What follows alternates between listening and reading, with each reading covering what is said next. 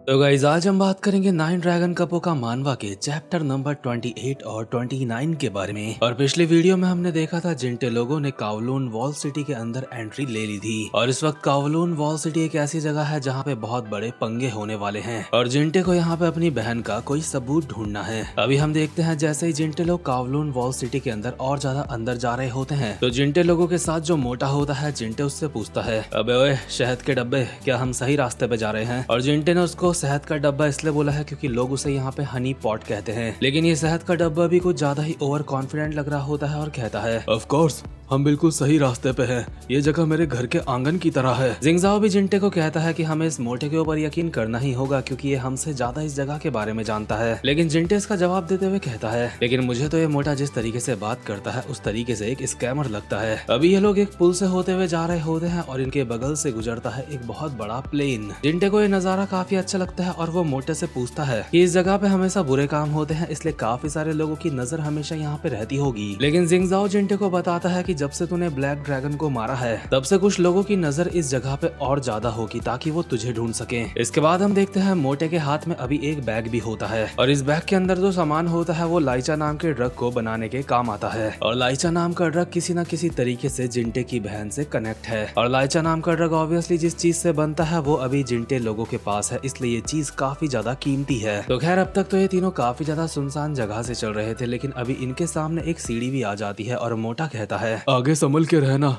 यहाँ से आगे काफी सारे लोग रहते हैं, तुम्हें मुझे वहाँ पे सुरक्षित रखना होगा। लेकिन जिंगजाओ मोटे की गुद्दी में एक रैपट मारता है और कहता है उसकी चिंता मत कर, बस चलता रहे। और साथ ही में जिंटे को बताता है कि कावलून वॉल सिटी एक बदनाम जगह इसलिए भी है क्योंकि यहाँ के लोग बाहर के लोगों को यहाँ पे देख के बिल्कुल भी खुश नहीं होते हैं। और जैसे ये लोग आबादी वाले इलाके पे जाते हैं तो जिंटे देखता है उन लोगों के सामने काफी ज्यादा चकाचौंध होती है, उनके सामने पूरा एक शहर होता है। इस जगह पे एंटर करते ही जिंटे को अंधेरी गली में एक बंदा दिखाई देता है जो कि शायद से कूड़ा बिन रहा है। लेकिन जिंटे लोगों की आहट को सुन के वो बंदा जिंटे की तरफ देखता है और उस बंदे का चेहरा पूरा का पूरा जला हुआ होता है और ऑब्वियसली ये चीज नॉर्मल तो नहीं है, जिंटे भी ये बात समझ चुका होता है। और जिंगजाओ सिचुएशन को और ज्यादा क्लियरिफाई करते हुए कहता है, यहाँ के कुछ लोग ऐसे हैं जो यहीं पे पैदा हुए हैं और यहीं पे पले बड़े हैं, लेकिन यहाँ के ज्यादातर लोग वो हैं जिन्होंने बाहर की दुनिया में अपना सब कुछ खो दिया था और सारे के सारे भाग के यहाँ पे आ गए। इसका मतलब यह है कि यहाँ के लोग एक एक दिन जिंदा रहने के लिए कुछ भी कर सकते हैं। और जैसे जैसे ये लोग आगे चल रहे होते हैं हमें अंधेरी गलियों में और लोग दिखाई दे रहे होते हैं। कुछ लोग तो जिंटे लोगों को ऐसे देख रहे होते हैं जैसे उन्होंने पहले कभी और इंसान देखे ही नहीं। यहाँ तक कि सिर्फ आदमी ही नहीं, औरतें भी इन गलियों में ऐसे पड़ी होती है जैसे उनकी कोई वैल्यू ही नहीं। जिंटे यहाँ की एक एक चीज को ऑब्जर्व कर रहा होता है और मोटे को कहता है, ओए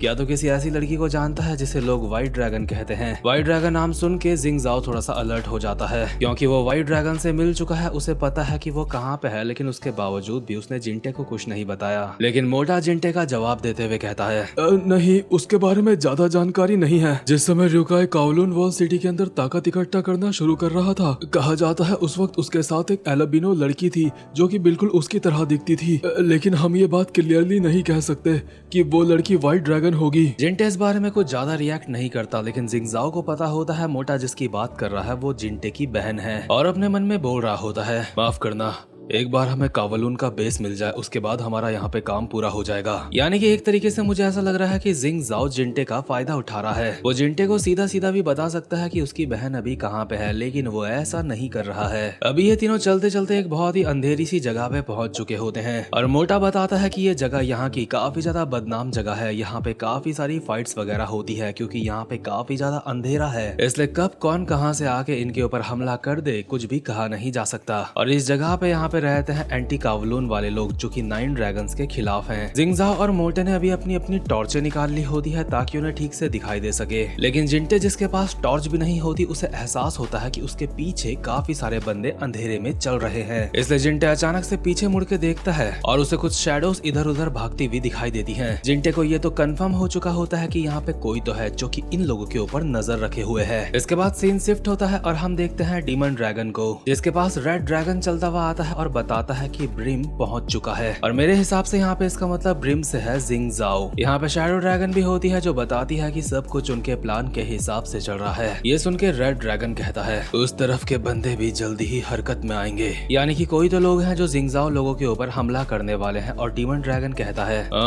ये भी हमारे प्लान का एक हिस्सा है। इसके बाद डीमन ड्रैगन जाओकन यानी कि ब्लू ड्रैगन को कहता है और वो चश्मे वाला बंदा, क्या तुम्हें उसके बारे में और कुछ पता चला? लेकिन यार ये ब्लू ड्रैगन के साथ भी मुझे कुछ गड़बड़ लगती है, जैसे ये कुछ प्लान कर रहा हो। ब्लू ड्रैगन जवाब देता है नहीं, उसके बारे में ज्यादा नहीं पता चला, बस इतना ही पता है कि वो एक नया बंदा है। इसके बाद हम देखते हैं इन लोगों के सामने इनके काफी सारे बंदे और खड़े होते हैं और ये यहाँ से कहीं जाने की प्लानिंग कर रहे होते हैं। और इसमें कोई भी शक वाली बात नहीं है, इतने सारे बंदों के साथ ये लोग डांडिया खेलने तो नहीं जाएंगे, जरूर इनके पंगे होने वाले हैं। वैसे भी ट्राइएड गैंग के बंदे भी यहीं पे आ रहे हैं। इसके बाद हम देखते हैं जिंटे लोग चलते चलते एक दरवाजे तक पहुंचते हैं जिसके बाहर एक गार्ड खड़ा होता है। शहद का डब्बा यानी कि हनी पॉट, मेरा मतलब मोटा, उस गार्ड से कुछ हल्के में बात करता है और वो गार्ड दरवाजा खोल देता है। ये लोग अंदर एंटर कर जाते हैं और जिंटे को काफी अजीब लग रहा होता है कि वो इतनी आसानी से कैसे अंदर पहुंच गए। इसके बाद मोटा जिंटे लोगों को बताता है जिन रास्तों में कावलून का कब्जा है हम वहाँ से आसानी से निकल सकते हैं, लेकिन किसका कितना कब्जा है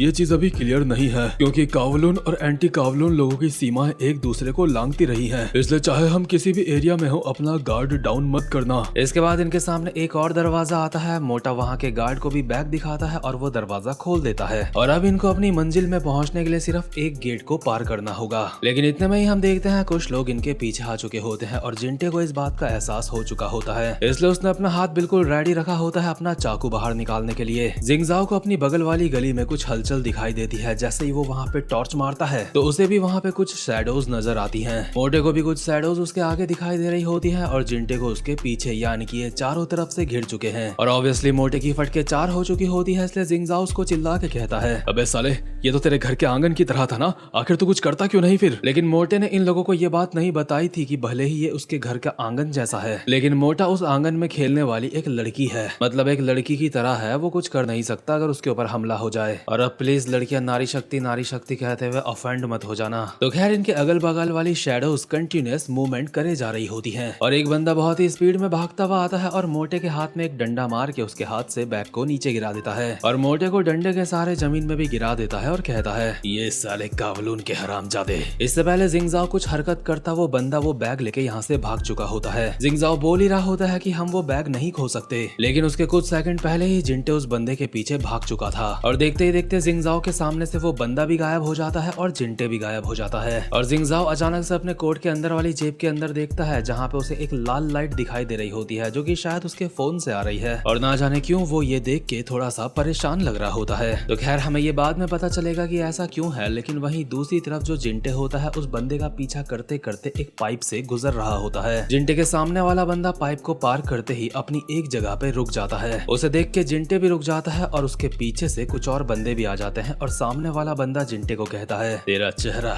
मैंने पहले कभी नहीं देखा। जिंटे को पता होता है कि वो घिर चुका है, लेकिन उसके बावजूद भी कहता है मैं अभी प्यार से बोल रहा हूँ, वो बैग मेरे हवाले कर दो। लेकिन सामने वाला बंदा उस बैग को जिंटे के ऊपर से उसके पीछे वाले बंदे की तरफ फेंक देता है और कहता है जिसको ये मिलेगा ये उसका ही होगा, क्योंकि कावलून वॉल सिटी के यही नियम है। जिंटे इनकी इन हरकतों से परेशान हो चुका होता है और कहता है मैं सच में तंग आ चुका हूँ, आखिर साला हमेशा सब मुझे ही क्यों लूटते हैं। लेकिन जिंटे के आगे और पीछे जो एक एक मास्क वाला बंदा खड़ा होता है साथ में कहते हैं हमारे साथ भी यही दिक्कत है, हम तुझसे अलग नहीं हैं। और दोनों के दोनों साथ में हमला कर देते हैं जिंटे के ऊपर, एक आगे से और एक पीछे से। लेकिन जिंटे अपनी बॉडी को इस तरीके से घुमाता है कि इन दोनों के ही हमलों से बच जाता है और अपने हाथों को जमीन में रख के इन दोनों के डंडों को लात मार के थोड़ा सा साइड कर देता है। लेकिन ये लोग अब भी जिंटे के ऊपर डंडे मारे जा रहे होते हैं, हालांकि जिंटे के लगता नहीं। लेकिन जिंटे एक मांस वाले बंदे के पेट में कोहनी मार के उसको साइड कर देता है। इतने में ही दूसरा बंदा जिंटे के ऊपर पीछे से डंडा घुमा देता है। लेकिन जिंटे ने वो अटैक आता हुआ देख लिया था, इसलिए जंप करके उसको डॉच करता है और उसी जंप के साथ उस बंदे के एक लात मार के उसको पीछे कर देता है। और दूसरे वाले बंदे के कोहनी जो जिंटे ने मारी थी, दूसरा वाला बंदा अब भी अपने मन में बोल रहा होता है कि अगर वो अटैक ठीक से उसके पड़ जाता तो जिंटे के हमले से उसकी रिब्स टूट सकती थी। इसलिए ये बात ये दोनों मास्क वाले बंदे समझ चुके होते हैं कि ये कोई मामूली बंदा नहीं है। लेकिन जिंटे इतना कुछ नहीं सोच रहा होता, वो बस ये सोच रहा होता है कि आखिर वो बैग कहाँ है। दरअसल बैग अभी एक टकले के हाथ में होता है जो कि बैग को लेके भाग रहा होता है। जिंटे उस टकले को देखते ही उसके पीछे भागने लगता है, लेकिन इतने में ही दोनों मास्क मास्क वाले बंदे एक साथ जिंटे के ऊपर हमला कर देते हैं, लेकिन जिंटे उछल के साथ में इन दोनों के एक लात बजा के इनको साइड कर देता है और दोबारा से भागने लगता है टकले की तरफ। और दोनों मास्क वाले बंदे जिंटे के पीछे भाग रहे होते हैं। टकला हाँफते हाँफते भाग ही रहा होता है और पीछे मुड़ के ये चेक कर रहा होता है कि पीछे वाला बंदा कितनी दूर है, लेकिन जिंटे इसके इतना करीब पहुंच चुका होता है कि इसकी पप्पी भी ले सकता था, लेकिन वो ऐसा नहीं करता। वो उछल के टकले के कमर में एक घुटना दे मारता है, जिस वजह से टकले के हाथ से बैग छूट जाता है और एक साइड वाली जगह पे गिर जाता है। जिंटे अभी उस बैग को बस उठाने ही वाला होता है, लेकिन इतने में यहाँ पे एक और नया बंदा आता है और अचानक से उस बैग को लेके दोबारा से भाग जाता है। जिंटे को समझ नहीं आ रहा होता है कि ये नया हरामजादा यहाँ पे कौन आ गया है और जिंटे उसका पीछा करने की सोचता है, लेकिन उससे पहले ही एक बंदा 2 डंडों के साथ जिंटे के ऊपर हमला कर देता है। लेकिन जिंटे इसके हमलों को डॉज करके बैग वाले बंदे के पीछे भागने लगता है और क्योंकि जिंटे इस बंदे के हमलों से बच चुका है, इसलिए डंडे वाला बंदा खुद से कहता है आखिर साला ये है कौन। हम देखते हैं अभी जो नया बंदा बैग लेके भाग रहा होता है, मास्क वाला बंदा उसके साइड से आता है और उसके एक लात बजा देता है, जिस वजह से उसके हाथ से बैग छूट जाता है और हवा में लहराने लगता है। और इस बात से ये बात भी साफ हो चुकी है कि यहाँ पे 2 पार्टीज हैं जो कि बैग के पीछे पड़ी हैं और जिंटे उन दोनों से अलग है। बैग अभी जैसे ही हवा में लहरा रहा होता है तो दूसरी पार्टी का एक बंदा एक चेन फेंकता है जो कि बैग को लपेट लेती है और बैग उस बंदे के पास आ जाता है